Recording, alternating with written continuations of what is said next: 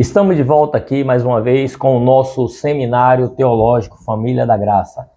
Estamos estudando a teologia sistemática.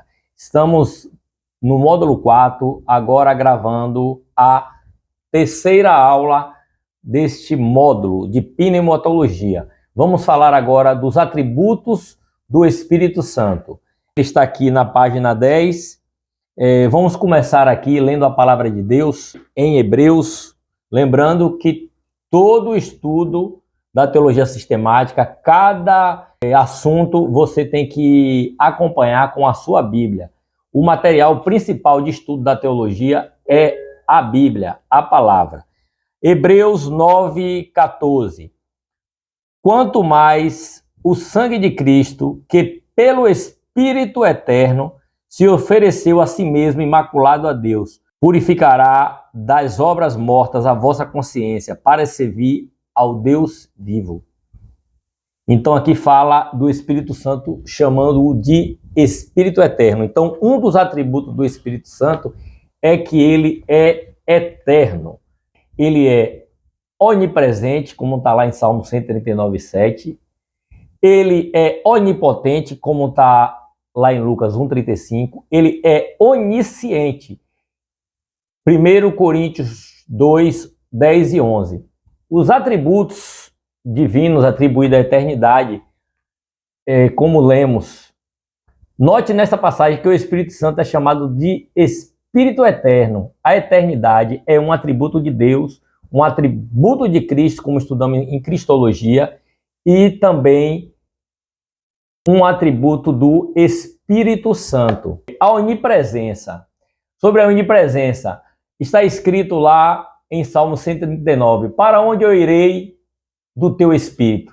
Ou para onde fugirei da tua face? Se eu subir ao céu, tu lá está. Se eu me fizer no Seol a minha cama, eis que ali também o Senhor está. Quer dizer, em cima, embaixo. Se eu tomar asas da alva e se habitar nas extremidades do mar, ali o Senhor também me guiará e a tua destra me sustém.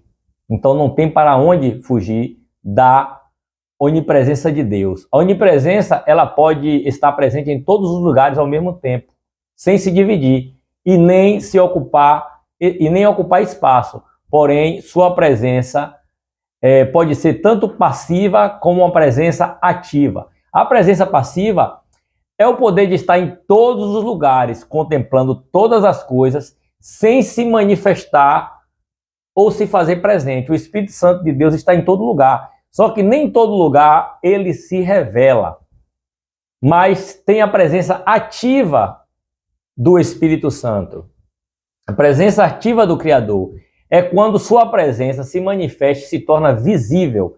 E isso só acontece aonde Deus é invocado em espírito e em verdade, como está lá em João 4:23, Isaías 57, Apocalipse 4 e Coríntios 3:16. Então, assim, procure, onde você for, até nos lugares mais errados ou no meio pecaminoso que você estiver, o Espírito Santo vai estar lá, mas não vai se manifestar. Por que não vai se manifestar? Porque o ambiente não é propício para a presença dele. E a gente sabe que o Espírito Santo, ele tem a sua personalidade. Ele se manifesta na vida da pessoa que o busca, que crê, que o adora, que invoca-o em espírito e em verdade. E essa hora já chegou, como João 4:23 narra lá. Onde é que devemos adorar? Aí Jesus responde para aquela mulher na beira do poço: a hora vem, a hora chegada, que os verdadeiros adoradores adorarão o Pai. Adorarão como? Em espírito e em verdade. Vamos lá para a onisciência. As coisas que o olho não viu, as coisas que não subiu o coração do homem, aquilo que a gente nem imagina, nem conseguimos sonhar, a Bíblia diz que é o que Deus preparou para que os amam. Então, gloriosa essa esperança selada, como falamos, pelo Espírito Santo. Essas coisas, porém, Deus nos a revelou pelo Espírito, porque o Espírito penetra em todas as coisas, Assim também ninguém sabe as coisas de Deus, senão o Espírito de Deus. 1 Coríntios 2,9. E tem conhecimento perfeito, total, pleno de tudo, passado, presente e o futuro. Deus tem conhecimento de todas as coisas, de eternidade em eternidade. Deus entende tudo, Deus esquadrinha tudo, Deus conhece tudo e Deus sabe tudo. Todas as passagens que falamos aqui, sobre cada simbologia, cada atributo de Deus, está acompanhado de versículo bíblico na apostila para você acompanhar. A onipotência de Deus. Descerá sobre ti o Espírito Santo e o poder do Altíssimo te envolverá com a tua sombra. Lucas 1,35. Significa todo o poder. Ambos foram transliterados de onipotência, da divindade. São atributos da divindade. E o poder ilimitado para fazer tudo o que quiser. Só Deus pode dizer, como disse Abraão, eu sou o Deus Todo-Poderoso. Gênesis 17:1. A onipotência moral. Deus é tão poderoso que não pode praticar o mal, e sim só a justiça. Então Deus não pode fazer o mal. Deus não pode contribuir para o mal, porque ele tem a sua onipotência moral. Onipotência física. Deus e seu poder criador criaram os céus e a terra. Está lá em Gênesis 1, Jeremias 32:17. E Deus também sustenta todas essas coisas que foram criadas por ele. Está em Hebreus 1:3 e Salmo 135. Onipotência espiritual. Deus, como ser autoexistente, subsiste por si só. No mundo espiritual, inclusive, punir e julgar as hostes do mal, como está em Apocalipse 20, versículo 1 aos 3 e Apocalipse 20, 10. As obras também lhe são atribuídas: a criação, a regeneração, a ressurreição de Cristo. Está lá em Romanos 8:11. Ele é classificado junto ao Pai e também ao Filho. 1 Coríntios 12:4, 6, 1 Coríntios 13:13, Mateus 28:19, Apocalipse 1:4. O Espírito Santo, ele é manifestado tanto no Antigo Testamento como no Novo. Vou começar de Gênesis 1:1, a Bíblia fala que e a terra era sem forma e vazia, e havia trevas sobre a face do abismo, e o Espírito de Deus se movia sobre a face das águas. Então o Espírito Santo já está antes mesmo que a terra existisse. Foi o primeiro instante que vemos nas Escrituras a existência do Espírito. Já começa a Bíblia falando do Espírito. O Deus Trino e Uno é constituído, como já estudamos, em 3 pessoas: Pai, Filho e Espírito Santo. Cada um cumpriu uma parte da criação. Olha, podemos entender: o Pai planejou, o Filho executou e o Espírito Santo deu vida a tudo. O trabalho do Espírito Santo antes do dilúvio está lá em Gênesis 6:3. Então disse o Senhor: o meu Espírito não contenderá para sempre com o homem, pois este é carnal. A paciência de Deus vai além do entendimento do homem mortal, porém não é inesgotável. A gente viu ali a corrupção aumentando sobremaneira lá em Gênesis 6, na época de Noé. Mas o Espírito já trabalhou através de Noé ali e Deus destruiu a terra. Aí após Gênesis 6, o Espírito volta aos céus.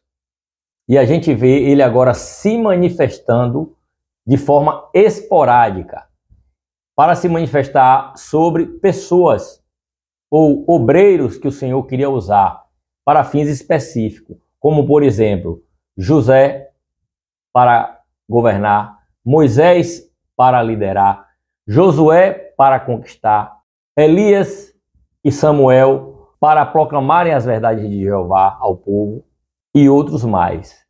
Notemos, foram casos isolados e para fins específicos. Não temos nenhuma informação, no entanto, que nos leve a crer que o ministério do Espírito Santo era tão extensivo como é hoje. Você que está estudando, que está aprendendo, tenha o prazer, desfrute do privilégio de obter o Espírito Santo na sua vida, te guiando, te orientando, porque o Espírito de Deus se manifestava no homem um fim específico e ele retornava. Só vinha esporadicamente, como falamos. E a partir do Pentecoste, passa a habitar na igreja. E o seu lugar de habitação passa a ser nós, a igreja de Cristo. O seu mover, no seu agir.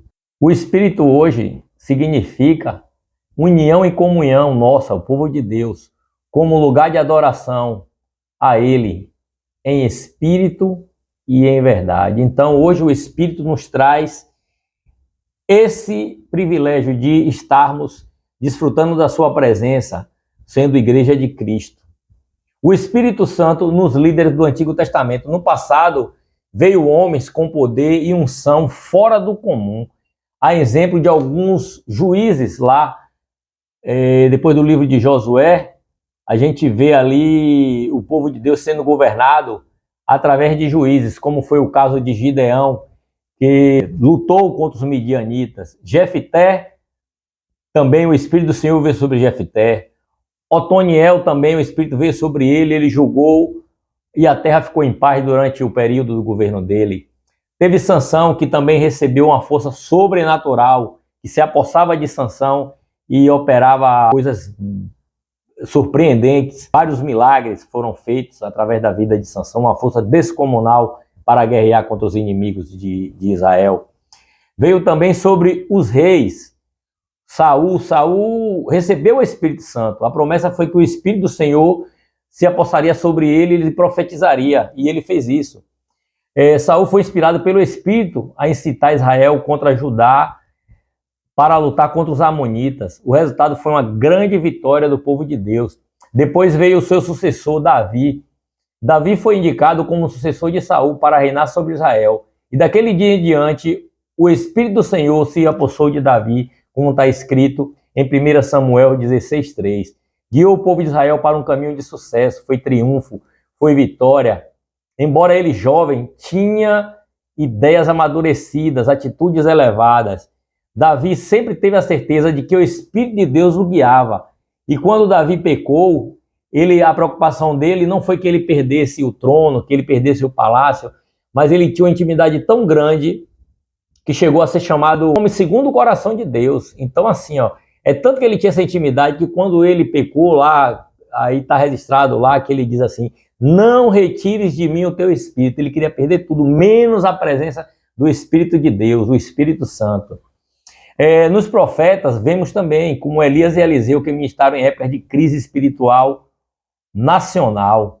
Elias e Eliseu tinham reis perversos e para o povo de Israel ter vitória só através dos profetas que vinham e prediziam e alertavam e profetizava sobre a nação. Toda manifestação do Espírito Santo que vem sobre a vida de alguém ou alguém é usado por intermédio do Espírito Santo, nada pode contra a palavra que está escrito, porque o Espírito Santo ele testifica as coisas que está escrito. Os próprios profetas, as coisas que ele profetizavam, a palavra cumpria as coisas que ele falava, e nada que eles falavam vinha de contra os ensinamentos e a palavra de Deus. Vamos agora ver a ação do Espírito Santo no Novo Testamento.